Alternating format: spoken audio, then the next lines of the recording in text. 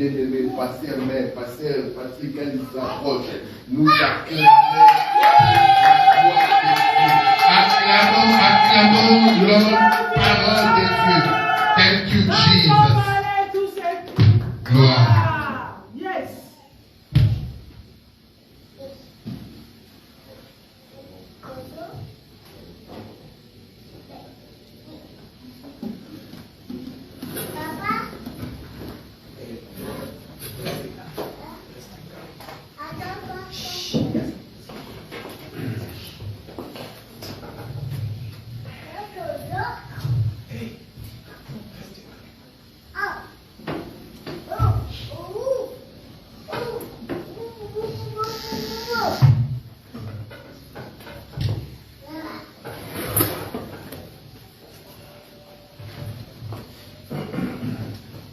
Alléluia.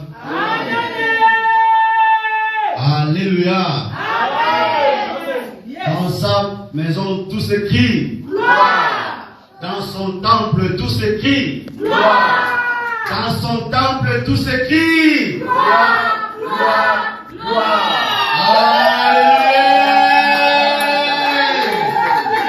Gloire à Jésus. Gloire à Jésus. Gloire à Jésus. Il est parmi nous. Oui, nous remercions Dieu, bien-aimé, parce qu'il est merveilleux. Oui, bien-aimé, toutes choses passera. Le mariage passera.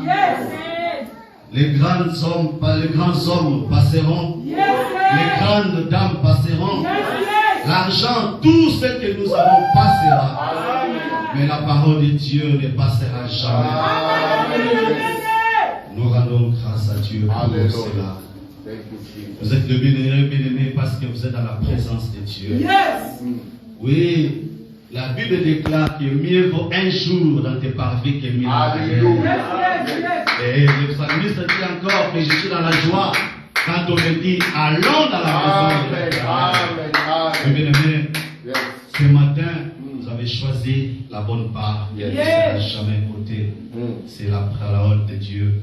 Et vous êtes dans la présence de Dieu, dans la présence de votre papa, dans la présence de celui qui dit la chose arrive, dans la présence de celui qui élève, dans la présence de celui qui relève les indigents de la poussière et les fait asseoir avec les grands de savoir. Qui est comparable à ce Dieu? Personne n'est comparable à notre Dieu. Elle est le puissant de Jésus. Nous voulons prier pour la parole. Père éternel, Dieu de gloire, nous te bénissons, nous te sanctifions parce que tu es Dieu. Laisse que ton nom soit glorifié, que ton nom soit exalté, ô Dieu, dans le grand alpha, dans le grand oméga, dans le commencement et la fin de toutes choses. Mon Dieu, mon roi, tu as envoyé ta parole, et ta parole est guérie, Seigneur. Laisse que la parole de ce matin, ô Dieu, guérit ton peuple. Que la parole de ce matin, ô Dieu, montre le chemin à ton peuple. Que la parole de ce matin, ô Dieu, brise tous les liens. Brise, Seigneur, toute incrédulité. Brise toute doute dans nos vies, dans les noms puissants de ton Fils Jésus. Mon Dieu, mon roi, qui suis-je pour me mettre devant ton peuple ce matin? Je ne suis qu'un simple instrument que tu as choisi pour véhiculer ta parole. Est-ce que je diminue, que toi tu grandisses, que je disparaisse et que toi tu apparaisses? Que ça ne soit pas mon intelligence, ni ma sagesse, ni ma connaissance, mon Dieu, mais que toi seul tu puisses parler à ton peuple. Parle-nous, Seigneur, d'une manière particulière, dans le nom puissant de ton Fils Jésus. Nous avons ainsi prié et dit Amen. Amen. Oui, bien-aimés, nous allons ouvrir nos Bibles comme nous avons l'habitude de le faire. On reste tous debout. Et nous allons ouvrir nos Bibles dans le livre de Éphésiens, chapitre 6, verset 16.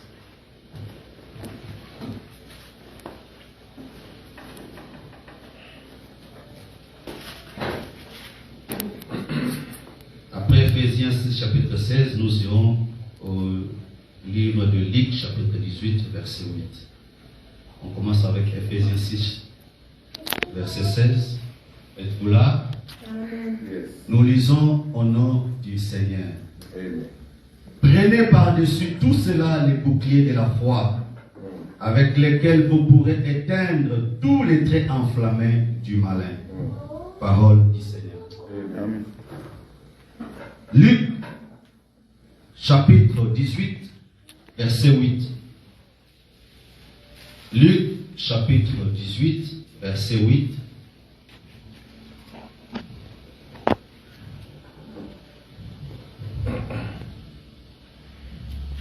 Sommes-nous là? Amen. Nous lisons. Je vous le dis, il leur fera promptement justice.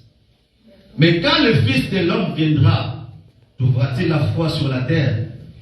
Parole du Seigneur. Amen. Vous pouvez reprendre vos places dans le nom de Jésus. Oui, bien aimé, je ne voudrais pas commencer sans pour autant remercier le pasteur principal des églises Maison des Faveurs qui m'a fait cette grâce, cette confiance de me tenir devant vous ce matin. Je dis et je remercie le pasteur, l'homme de Dieu, Ézéchias Lunda. J'ai toujours appelé l'homme qui a la mâchoire pour écraser les Philistins. La mâchoire des langues pour écraser les Philistins. Que Dieu vous bénisse, pasteur. Que Dieu bénisse votre maison, votre femme, vos deux filles. Que Dieu bénisse tout le monde dans le nom de Jésus-Christ.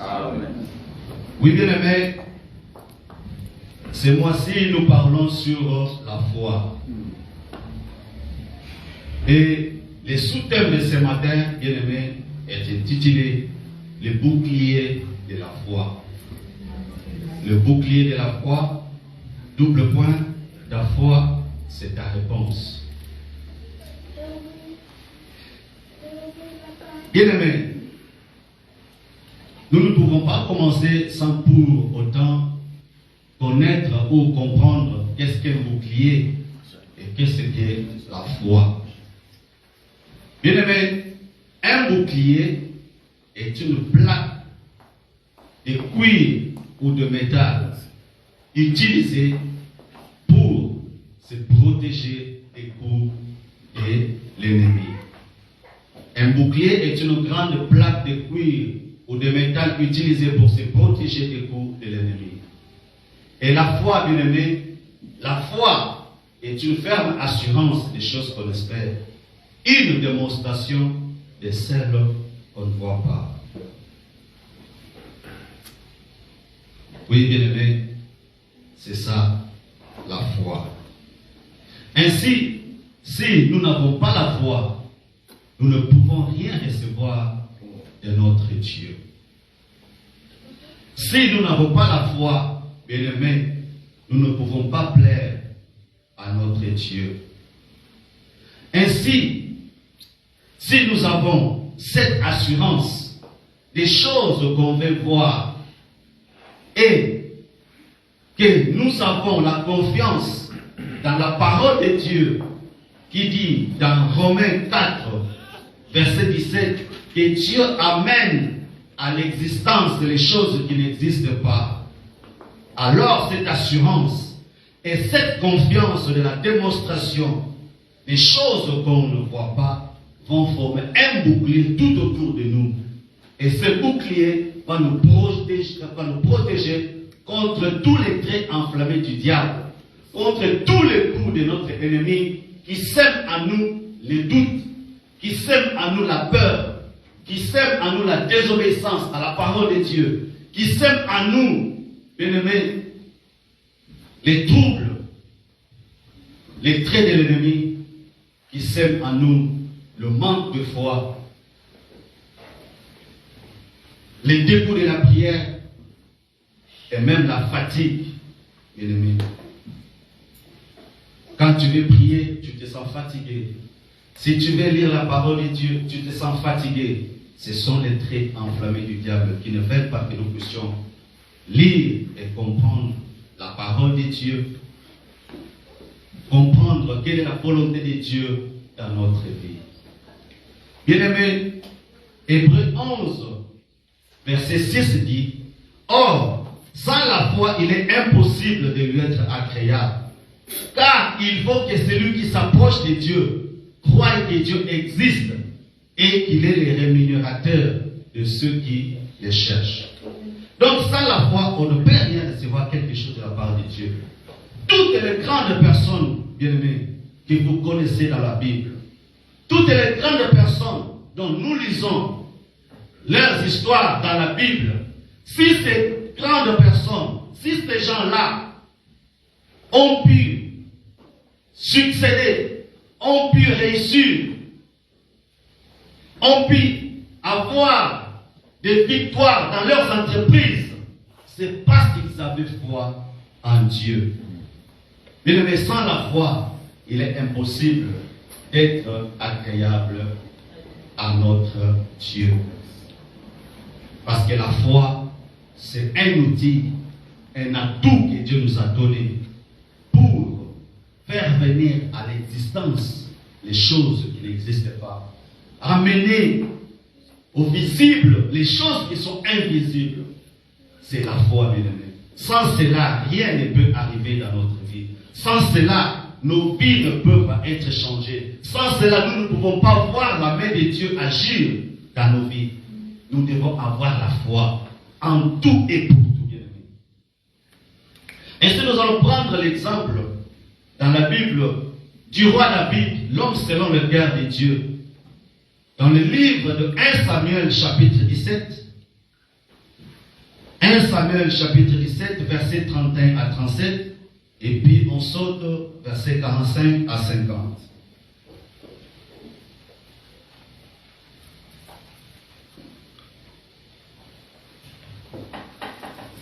Samuel chapitre 17, versets 31 à 37.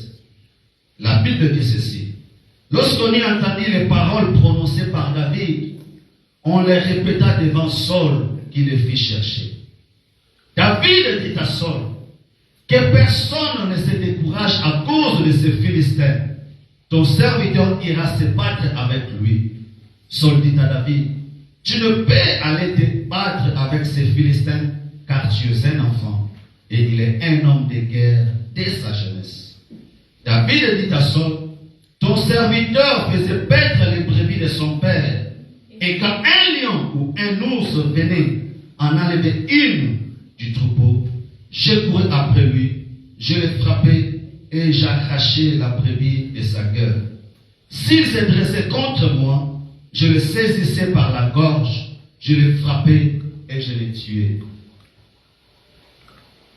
C'est ainsi que ton serviteur a terrassé les lions et l'ours, et il en sera du Philistin, de cet incirconcis, comme de l'un d'eux, car il a insulté l'armée du Dieu vivant. David dit encore, l'Éternel qui m'a délivré de la griffe du lion et de la patte de l'ours, me délivrera aussi de la main de ces Philistins. Et Saul dit à David, va, et que l'Éternel soit avec toi. Verset 45. David dit aux Philistins, tu marches contre moi avec l'épée, la lance et le javelot, et moi je marche contre toi au nom de l'Éternel des armées, du Dieu de l'armée d'Israël que tu as insulté. Aujourd'hui l'Éternel te livrera entre mes mains. Je t'abattrai et je te couperai la tête. Aujourd'hui, je donnerai les cadavres du champ des Philistins aux oiseaux du ciel et aux animaux de la terre. Et toute la terre saura qu'Israël a un Dieu. Et toute cette multitude saura que ce n'est ni par l'épée, ni par la lance que l'Éternel sauve, car la victoire appartient à l'Éternel, et il vous livre entre nos mains. Aussitôt que les Philistins s'est mis en marche, en mouvement, pour marcher au-devant de David, David courut sur le champ de bataille à la rencontre du Philistin. Il mit la main dans sa gibecière, il prit une pierre et la lança avec sa fronde. Il frappa le Philistin au front, et la pierre s'enfonça dans le front du Philistin, qui tomba le visage contre terre. Ainsi, avec une fronde et une pierre, David fut plus fort que le Philistin. Il le terrassa et lui ôta la vie, sans avoir d'épée à la main. Parole du Seigneur. Amen. Bien-aimé, si David, alors qu'il était encore adolescent, David qui était berger du troupeau de son père, David David qui n'a jamais fait la guerre, David qui n'était pas un militaire, a pu terrasser le géant Goliath, a pu vaincre le géant Goliath en l'ôtant la vie, en lui coupant la tête, sans l'épée à la main. Mais c'est parce qu'il avait foi en Dieu, bien-aimé. David avait foi en Dieu. La foi que David avait en Dieu, c'était sa réponse, bien-aimé. Parce que, en confessant sa foi positivement devant le roi Saul, avant même que David aille affronter le géant Goliath, David avait déjà la victoire. Il avait la victoire parce qu'il avait confessé sa foi positivement devant le roi. Bien-aimé, Goliath avait défié les enfants d'Israël pendant 40 jours. 40 jours, 40 nuits, Goliath se tenait devant les enfants d'Israël. Il les défiait, il cherchait quelqu'un qui pouvait se mesurer à lui. Et il leur avait dit que si vous avez une personne qui peut se mesurer à moi, si je frappe cette personne, si je la tue, vous serez nos esclaves. Mais si cette personne me tue, nous serons vos esclaves. 40 jours se sont découlés. 40 jours de se sont passés. Il n'y avait personne pour venir se présenter devant Goliath. Mais quand David, qui était un simple berger, quand David, qui était un adolescent, est venu au camp pour voir ses frères, pour leur apporter la nourriture, il sait que le Philistin Goliath faisait la terreur qu'il mettait dans le cœur des Israélites et les insultes qu'il proférait à notre Dieu. Cela a révolté David. Et David ira voir le roi Saul parce qu'il voulait combattre le géant Goliath. Mais voilà que pendant 40 jours, personne ne s'est présenté, bien-aimé, pour aller au-devant de Goliath et le combattre, l'affronter. Mais David, qui s'est dit prêt pour aller, et c'est le même roi qui cherchait quelqu'un pour aller combattre Goliath, qui va commencer à décourager David. Qui va dire à David que toi tu es encore enfant, tu es encore jeune, tu ne sais pas te battre. Celui-là, Goliath le géant, c'est un militaire. Dès sa jeunesse, il a combattu. Tu ne pourras rien faire devant lui. Mais David, connaissant ce que Dieu avait fait avec lui, quand il était seul, quand il n'était pas devant une troupe de personnes, David a confessé. David a dit que non, moi j'irai combattre ces Philistins. Parce que c'est Dieu-là qui m'avait sauvé de la griffe, du griffe du lion, de la patte de l'ours. C'est Dieu-là aussi. Aujourd'hui, il va me donner la victoire devant ces géants Goliath qui a insulté notre Dieu. Amen. C'était la foi. C'était la foi et la confiance que David avait en Dieu qui lui faisait parler avec assurance, bien-aimé. Bien-aimé, combien de temps la situation dans laquelle tu te trouves aujourd'hui va durer? Combien de temps, bien-aimé, ta famille sera toujours dans la détresse? Et cette détresse a même l'audace d'insulter ton Dieu, le Dieu que tu pries jour et nuit. Combien de temps, bien-aimé, tu seras toujours dans les échecs? Combien de temps, bien-aimé, tu vas permettre à ce que l'ennemi soit au contrôle de tes enfants? Tu vas permettre que l'ennemi soit au contrôle de tes affaires, soit au contrôle de tes études, soit au contrôle de ton mariage? Combien de temps, bien-aimé? Non, mon frère, non, ma sœur. La situation doit changer de camp aujourd'hui. Yes. Mets ta foi en Dieu et tu verras le résultat. Amen. Mon frère, ma sœur, il n'y a pas d'autre chemin à suivre. Il n'y a pas une équation sine ici.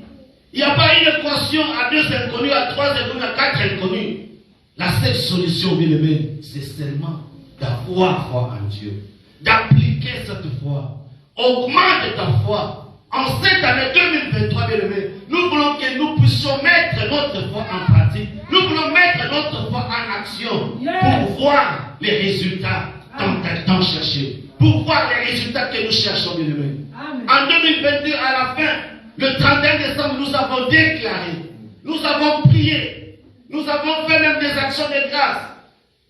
Nous avons demandé à Dieu beaucoup de choses. Mais quand l'adversité, bien aimé, viendra, auras-tu toujours cette foi-là? Quand la peur viendra s'installer dans ton cœur, est-ce que tu auras toujours cette foi-là? Et si tu n'as pas la foi, ce que tu as demandé le 31 décembre 2022, cela ne pourra jamais se réaliser dans la vie aussi longtemps que tu n'as pas la foi. Amen. Matthieu chapitre 17 verset 20 dit que si vous aviez la foi comme un grain de sénévé, vous diriez à cette montagne, transporte-toi d'ici là, et elle se transporterait, et rien ne vous serait impossible. Bien-aimé. Vous savez, un grain de sénévé, c'est la plus petite semence de toutes les semences potagères. Elle est trop petite que quand vous la mettez sur la terre, quand elle va grandir, bien aimé, elle devient une grande plante. C'est ce que Dieu nous demande. Dieu nous dit que si vous avez seulement une petite foi, comme un grain de sénévé, vous allez transporter des montagnes. Vous allez changer les situations de vos vies. Vous allez changer les situations de vos enfants. Et vous allez changer les situations de votre vie sociale, de votre vie professionnelle. Ne fût-ce qu'une petite foi, comme le grain de sénévé, et tout va changer dans votre vie, bien-aimé. Ayez foi en Dieu. Ayez foi en Dieu, ne craignez rien. Même si le géant Goliath se tient aujourd'hui devant toi, même si la maladie se tient devant toi aujourd'hui, même si la stérilité se tient devant toi aujourd'hui, même si les échecs se tiennent devant toi, toi, lève-toi, aie foi en Dieu, mets ta foi en pratique, aie confiance en Dieu, aie confiance dans sa parole, aie confiance dans ses promesses, bien-aimés, et vous verrez, tout changera dans votre vie. Mais la maladie peut se dresser devant toi comme une montagne. Mais si tu as la foi en toi, cette foi, bien-aimé, va créer un bouclier tout autour de toi pour te protéger des traits de l'ennemi qui vont te dire, qui vont semer les doutes en toi, qui vont te dire que cette maladie est incurable. Cette maladie va t'amener à la mort. Cette maladie, il te reste quelques jours pour mourir. Mais si tu as la foi, bien-aimé, si tu as la foi et si tu as confiance dans la parole de Dieu, tu diras, Dieu, toi tu es Jéhovah Rapha, le Dieu qui guérit. Et bien-aimé, la guérison va entrer dans ta vie. La guérison va entrer dans ton corps. Tu te rappelleras du livre d'Ésaïe 53, verset 5, qui dit que le Christ a été blessé pour nos iniquités. Il a été châtié pour nos iniquités. Bien-aimé, le châtiment qui nous donne la paix est tombé sur lui. Et c'est par ces meurtrissures que nous sommes guéris. Bien-aimé, si tu connais la parole de Dieu, si tu mets la parole de Dieu en pratique, les résultats, bien-aimé, seront extraordinaires. Et ainsi, bien-aimé, quand tu auras confiance en cette parole, quand tu vas appliquer ta foi, et c'est à ce moment que tu auras la réponse, la guérison va entrer dans ta vie, la guérison va entrer dans ton corps, à cause de la foi. La pauvreté peut se dresser devant toi comme une montagne, mais si tu as la foi, bien-aimé, tu te rappelleras que Dieu, on appelle Jéhovah Jireh, le Dieu qui pourvoit, bien-aimé. Que cela ne te tourmente pas. Que cela, bien-aimé, ne te fasse pas peur. Ton Jéhovah Jireh est là. C'est ton Père. C'est lui qui t'a créé, bien-aimé.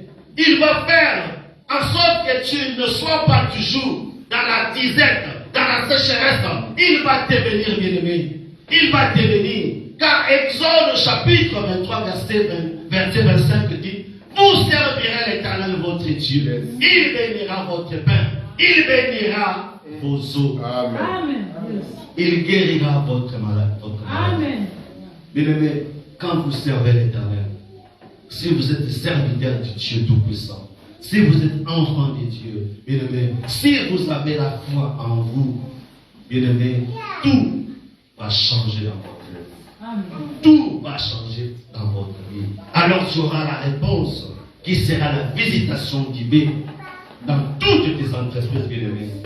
Dans toutes tes entreprises, il y aura la réussite, il y aura le succès, bien-aimé. La pauvreté va s'éloigner de toi et tu vas mener une vie paisible.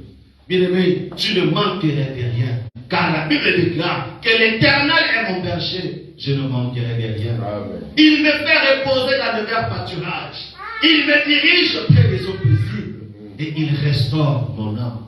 Quand je marche dans la vallée de l'ombre de la mort, je ne crains aucun mal, car tu es avec moi. Amen. Ta houlette et ton bâton me rassurent. Tu dresses devant moi une table en face de mes adversaires. Tu remplis ma tête et ma coupe de bord.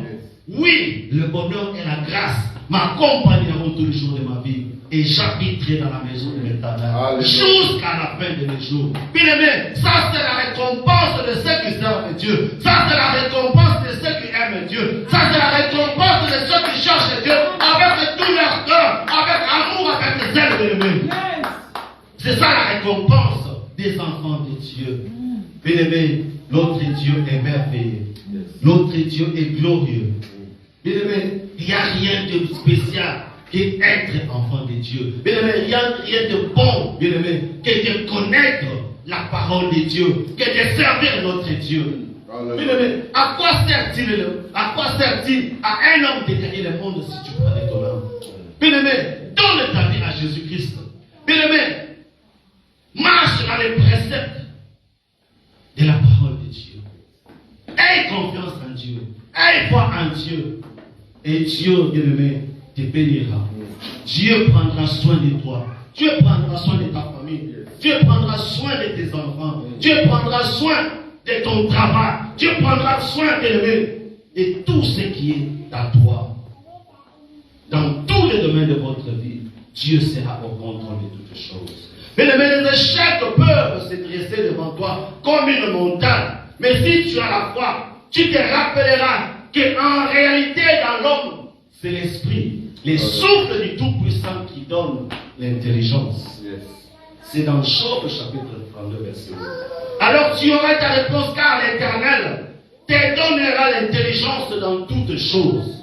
L'Éternel te donnera l'intelligence dans toutes choses. Toi qui étudies, bien-aimé, tu as besoin de l'intelligence. Aie foi en Dieu, crois en Dieu et sois son serviteur. Dieu te donnera l'intelligence, car celui qui te donne l'intelligence, c'est la sagesse. Tu veux réussir dans tes entreprises. Aie foi en Dieu. Crois en Dieu.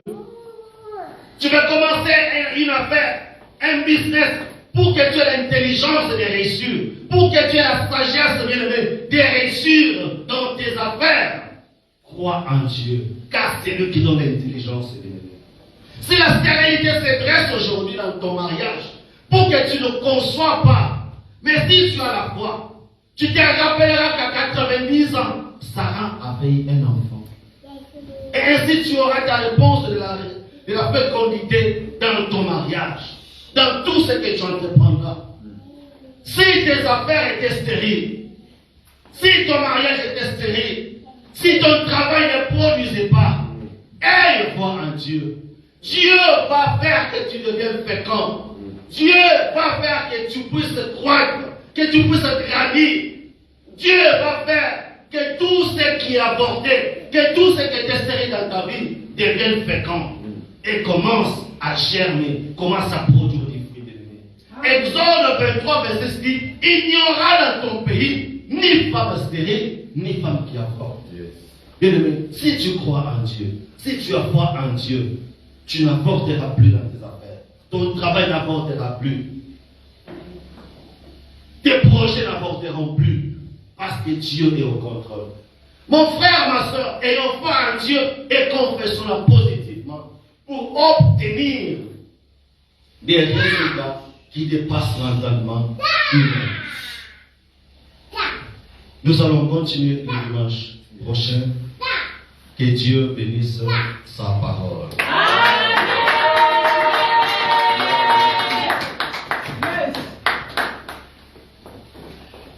Merci, nom de Dieu. La foi, c'est ce que nous tous, on a besoin dans ce mois, dans cette année 2023. L'Éternel, augmente-nous la foi. Nous voulons prier par rapport à la parole de Dieu. La foi, le bouclier. C'est-à-dire bouclier, la chose qui te permettra de faire face à l'ennemi. Pour repousser leurs javelots, pour repousser les flèches qui s'envolent la nuit comme la journée. Les attaques qui viennent de gauche à droite. On a besoin de bouclier pour mieux combattre. On va prier. C'est simple. Dis Seigneur, augmente-moi encore la foi. La foi soit vraiment mon bouclier. Sois là pour me protéger contre les flèches et les javelots qui s'envolent la nuit comme la journée, les maladies d'hasard, des mauvais sons qui viennent de n'importe où. Tu vas prier que la foi soit ton bouclier. Prions au nom de Jésus. Gloire au Seigneur. Merci Jésus pour ces paroles. La foi, le bouclier. Seigneur, quand il y a les tentations, quand il y a les flèches, les maladies qui viennent de nulle part, quand il y a des mauvais sorts qui s'envolent de nulle part, quand ça viendra devant moi, que ça trouve un bouclier, que ça trouve la foi. Alléluia. Seigneur, je vais marcher avec toi. Que tu sois mon bouclier, Père de gloire. Quand il y aura des maladies, quand il y aura des mauvais sorts, oh, Shiloh, la foi soit mon bouclier. Oh, alléluia, gloire. Seigneur, je veux que je sois avec toi. Peu importe le Dieu, peu importe l'endroit, Seigneur, garde-moi la foi. Sois Jéhovah, le bouclier, Seigneur. Tu me rendras victorieux. Tu me protégeras, Seigneur, devant le vent et marées. Au nom de Jésus. Alléluia. Tu es merveilleux. Nous allons prier pour l'homme de Dieu. C'est lui qui nous a amené la parole de Dieu. Que le Seigneur puisse nous fortifier. C'est quand on parle de la foi, l'ennemi n'est pas content. Parce que la foi, c'est là. C'est un bouclier. C'est un outil qui nous permet de vivre les choses qui étaient impossibles, ça devient possible. Les choses qui ne pouvaient pas se réaliser, mais la foi fait que ces choses-là puissent se réaliser. Ça dit, l'ennemi ne sera pas content pour qu'on puisse avoir ces genres d'enseignements, ces genres de paroles. Nous allons prier pour l'homme de Dieu, que le Seigneur lui garde, que le Seigneur garde sa famille, que le Seigneur soit son bouclier, soit sa force, que le Seigneur lui parle au danger, pour que le dimanche prochain, qu'il se tienne encore en bonne santé, pour nous enseigner, pour nous amener la parole du Seigneur. Prions pour l'homme de Dieu au nom de Jésus. Père des grâces, nous prions, Seigneur, pour l'homme de Dieu. Patrick, c'est lui que tu as choisi, Seigneur. Nous prions que la foi soit son bouclier, que tu puisses encore nous fortifier, nous donner la force, pour que prochainement qu'il soit encore ici, pour nous enseigner de ta part, notre Dieu. Seigneur, souviens-toi de sa famille, souviens-toi de sa santé, souviens-toi de son travail, souviens-toi de ses projets, souviens-toi, Seigneur, Père éternel, de son rémunérateur. Nous les bénissons dans le nom de Christ Jésus. Que la foi qui nous prête, Seigneur, ça soit un outil qui l'amènera, Dieu de gloire, à toucher les choses que l'ennemi dit non, à expérimenter ce que l'ennemi dit non, au nom de Jésus. Père, merci foi c'est un outil qui nous amène à expérimenter les choses que les médecins nous ont dit qu'on ne peut pas. Qui nous amène à la guérison que la médecine n'a pas pu à nous donner. Père, nous voulons marcher selon la foi. Nous ne voulons pas la manquer, nous voulons la garder, Seigneur. Ça nous permettra, Père, à vivre de l'extraordinaire. À vivre, oh Dieu, au-delà de toutes les choses, le miracle. Père, merci pour cette bouclier. Là où il y avait la maladie, là où il n'y avait pas l'intelligence, là où il y avait le blocage. Maintenant, on a reçu un outil qui nous permettra, Seigneur, à faire face à ces choses. Merci, Seigneur. Merci pour cette parole. Au nom de Jésus. Amen. Amen. Nous acclamons pour la parole du Seigneur. Nous sommes arrivés à la fin de notre culte presque. Pendant que nous donnons les annonces, nous voulons offrir à Dieu ce qu'on a préparé comme les offrandes, les dîmes et tout et consorts. N'hésite pas à offrir à Dieu. Le mercredi à 18h, tous les mercredis, c'est notre journée de jeûne et prière. Ça dit, n'hésite pas à jeûner, n'hésite pas à prier. On va prier le mercredi, on va jeûner, on va chercher la face de Dieu ensemble. Et le vendredi soir, on va répondre aux prières de 22h à 23h pour intercéder, pour chercher de se protéger, c'est bouclier de l'Éternel, que Dieu nous protège, que Dieu nous garde davantage pour que nous puissions encore vivre la grâce de Dieu. Seigneur des grâces, je bénis ton Fils. La Bible déclare apporter dans la maison du trésor les dîmes et les offrandes.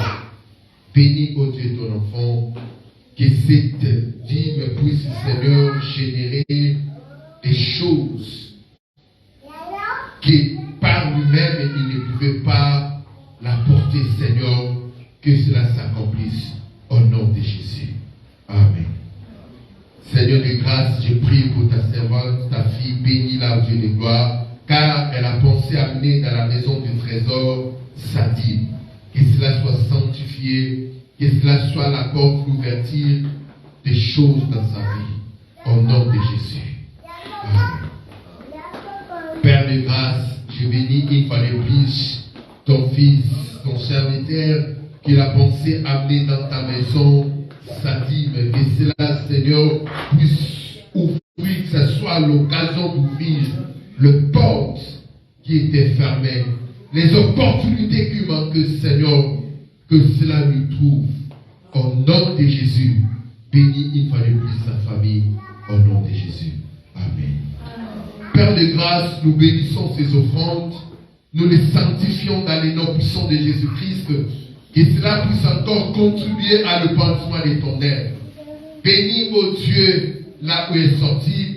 Bénis tous ceux qui n'ont pas pu t'apporter, Père de gloire, pour que prochainement l'Éternel Dieu d'Israël puisse encore t'apporter comme cela est écrit dans ta parole. Au nom de Jésus. Nous allons nous lever, bien-aimés, pour clôturer notre culte.